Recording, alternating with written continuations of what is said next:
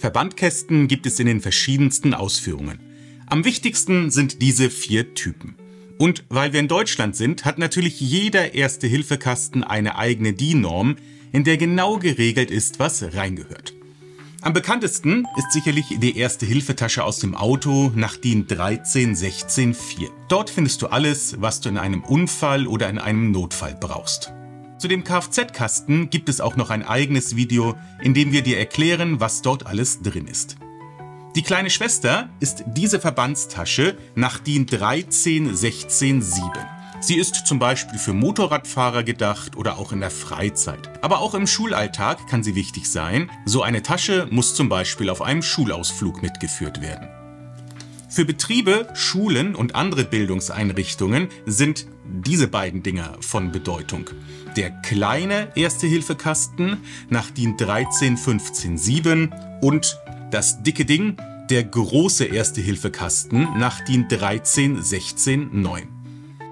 In Deutschland müssen in Schulen und Kindertagesstätten Verbandskästen nach dieser DIN oder dieser DIN vorhanden sein.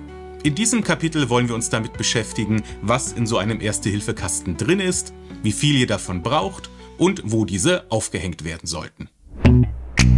Erste-Hilfe-Kästen für Schulen und Kitas. Am wichtigsten für den Alltag in der Schule ist der kleine Erste-Hilfe-Kasten. Er ist für Betriebe mit bis zu 50 Beschäftigten geeignet, was auch auf viele Schulen und Kitas zutreffen kann. Und dieser Erste-Hilfe-Kasten kann allein deshalb schon für euch und für alle Mitarbeitenden vorgeschrieben sein. Der große Erste-Hilfe-Kasten nach DIN 13.16.9 ist für Einrichtungen mit mehr als 50 Personen ausgelegt. Er enthält zwar den gleichen Inhalt wie sein kleiner Bruder, aber eine deutlich größere Anzahl von allem. Auch die Anzahl der Schülerinnen und Schüler hat Einfluss auf die erforderliche Anzahl der Kästen. In kleinen Schulen bis zu 100 Schülern muss mindestens ein kleiner Erste-Hilfe-Kasten nach DIN 13.15.7 vorhanden sein. In mittleren Schulen mit 100 bis 300 Schülerinnen sollten mindestens 2 von diesen Erste-Hilfe-Kästen vorhanden sein, verteilt auf die wichtigsten Bereiche der Schule. Platzierung von Erste-Hilfe-Kästen. Auch zur Platzierung und dem Standort von Erste-Hilfe-Einrichtungen gibt der Gesetzgeber natürlich gewisse Regeln vor. Die Anbringung muss gut erkennbar und frei zugänglich erfolgen. Der Standort einer Erste-Hilfe-Einrichtung muss mit dem Schild E003 Erste Hilfe gekennzeichnet werden. Das sieht so aus. Habt ihr bestimmt schon mal gesehen. Von ständigen Arbeitsplätzen darf der nächste Erste-Hilfe-Koffer maximal 100 Meter und ein Stockwerk entfernt sein. Wichtig zu beachten ist hierbei, dass diese Kästen auch dann erreichbar sein müssen, wenn zum Beispiel das Sekretariat gerade nicht geöffnet hat oder sich niemand im Lehrerzimmer befindet. Das kann zum Beispiel bei Elternabenden oder auch bei Schulveranstaltungen wie Konzerten oder Theatervorstellungen der Fall sein. Turnhallen und Sportbereiche haben ein erhöhtes Verletzungsrisiko, daher sollten hier unbedingt Erste-Hilfe-Kästen vorhanden sein. In Chemie-, Physik- oder Biologieräumen kann es durch Experimente zu Verletzungen kommen, daher muss auch hier ein Erste-Hilfe-Kasten schnell erreichbar sein. In Räumen mit speziellen Anforderungen, wie zum Beispiel Chemielabore oder Werkstätten, sollten zusätzliche Erste-Hilfe-Materialien vorhanden sein, wie zum Beispiel Augenspülflaschen oder spezielle Verbandsmaterialien. Haltbarkeit von Erste-Hilfe-Kästen. Verbandkästen und Koffer enthalten teils steril, teils unsteril verpackte Bestandteile. Die Haltbarkeit variiert daher je nach Artikel. Auf sterilen Artikeln wie Mullbinden und Verbandtüchern ist ein Haltbarkeitsdatum aufgedruckt.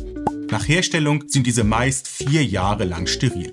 Unsterile Verbandstoffe wie Dreieckstücher, Handschuhe oder die Rettungsdecke haben kein aufgedrucktes Haltbarkeitsdatum und müssen daher theoretisch erst erneuert werden, wenn sie verbraucht wurden. Ein regelmäßiger Check der Artikel empfiehlt sich jedoch trotzdem, da beispielsweise Pflaster an Klebkraft verlieren können und Handschuhe können porös werden. Wenn Einzelkomponenten entnommen wurden, muss nicht immer der komplette Inhalt des Koffers ausgetauscht werden.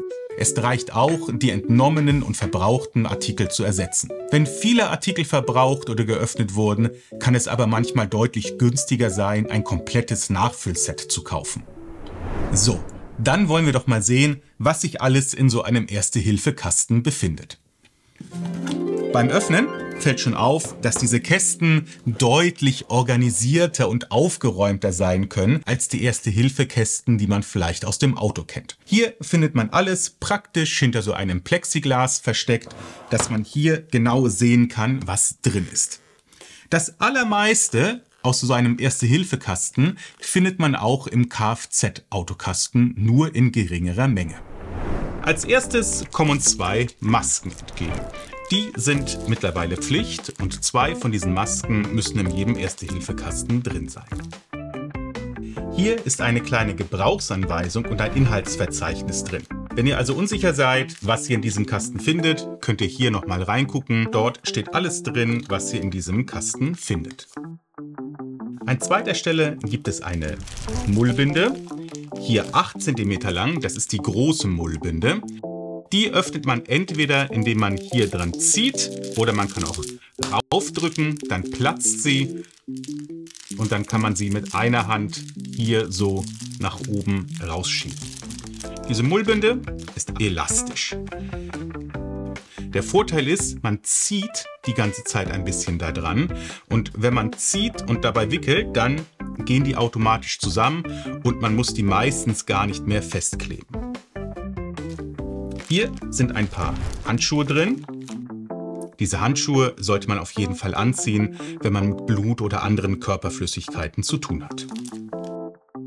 Im nächsten Paket befindet sich die Rettungsdecke. Im nächsten Paket gibt es etwas, das auf den ersten Blick aussieht wie eine Mullbinde, aber auf mindestens einer Seite in Papier eingepackt ist. Das ist ziemlich praktisch, denn hier muss ich nur ein Paket aufmachen und habe einen komplett fertigen Verband. Wenn ich den aufribbel, dann sieht man nämlich, dass es hier schon so eine eingearbeitete Kompresse gibt. So ein Dingens nennt man Verbandspäckchen. Diese glatte Seite, die kommt auf die Wunde drauf. Die ist darum glatt, damit man die deutlich einfacher von der Wunde wieder abziehen kann. Hier findet man dann ein Verbandtuch. Dieses Verbandtuch ist dafür gedacht, um größere Wunden damit abzudecken. Wenn ich das aufmache, sieht man, dass das relativ groß ist. Das kann ich zum Beispiel benutzen, um Verbrennungen abzudecken, aber auch größere Wunden kann ich damit gut versorgen. Hier sind ein paar kleinere Wundkompressen. Die sind dafür gedacht, um Wunden abzudecken. Auch hier ist die Oberfläche ganz glatt. Die verklebt also nicht so schnell mit der Wunde. Die kann man verwenden, um Blutungen zu stoppen oder um Wunden vielleicht etwas zu säubern. Hier kommt jetzt das Dreieckstuch. Wenn ich das aufmache, sieht das erstmal aus wie so ein großes Verbandtuch. Der Unterschied ist, dass dieses Dreieckstuch etwas stabiler ist und, wie der Name schon sagt, dreieckig geformt. Hieraus kann man zum Beispiel Kopfverbände machen, aber auch Armschlingen. Das sind ein paar bereits zurechtgeschnittene Pflaster. Die kommen in ganz unterschiedlichen Formen. Hier ein Fingerverband und hier ein ganz normales Heftpflaster, was auf ganz verschiedenen Wunden benutzt werden. Und eine Pflasterrolle. Relativ neu im Erste-Hilfe-Kasten sind diese Feuchttücher. Hier ist kein Desinfektionsmittel drauf, sondern nur Wasser. Die sind dafür gedacht, dass man sich damit zum Beispiel die Hände sauber machen kann. Sie sind aber nicht dafür gedacht, um auf Wunden draufgelegt zu werden und diese zu desinfizieren. Hier gibt es jetzt eine Verbandsschere. Eine Verbandsschere, die hat immer so einen komischen Knick und hier einen Knubbel. Die ist dafür gedacht, dass ich damit zum Beispiel Kleidung aufschneiden kann, ohne den Patienten jetzt in den Arm reinzuschneiden. Zusätzlich zu diesen Materialien findet man in einem Betriebs-Erste-Hilfe-Kasten noch Folgendes. Eine Tüte mit Sofort-Kältekompressen. Das kann man so zusammenknüllen und dann wird es ganz kalt. Hiermit könnte man zum Beispiel Verbrennungen kühlen, aber auch Gelenkverletzungen oder Kopfschmerzen können hiermit gekühlt werden. Außerdem gibt es spezielle Augenverbände, die bereits oval vorgeschnitten sind. Es gibt eine ganze Reihe von ganz normalen Tüchern, die man zum Beispiel benutzen kann, um Wunden zu reinigen. Und es gibt kleine und große Plastiktüten, die in erster Linie dafür gedacht sind, um zum Beispiel abgeschnittene Finger, aber auch ausgeschlagene Zähne aufzubewahren. Grundsätzlich kann man sagen, dass im großen Erste-Hilfe-Kasten von den allermeisten Sachen genau doppelt so viel drin sind wie im kleinen Erste-Hilfe-Kasten. In den für Lehrkräften vorgeschriebenen Erste-Hilfe-Kursen wird natürlich auch der Umgang mit solchem Verbandsmaterial geübt. Es ist wichtig, dass die Erste-Hilfe-Kästen regelmäßig überprüft werden, um sicherzustellen, dass alle Materialien vollständig und in einwandfreiem Zustand sind. Das ist doch eine wunderbare Aufgabe für eine Sanitäts-AG. In der Box da haben wir Pflasterrolle für kleine Schnitte ganz ohne Grolle. Ein Pflasterset für jeden Fall und Verbandpäckchen in jedem Saal. Erste-Hilfe-Kit so komplett und fein. Für jedes Wehwehchen bist du mein.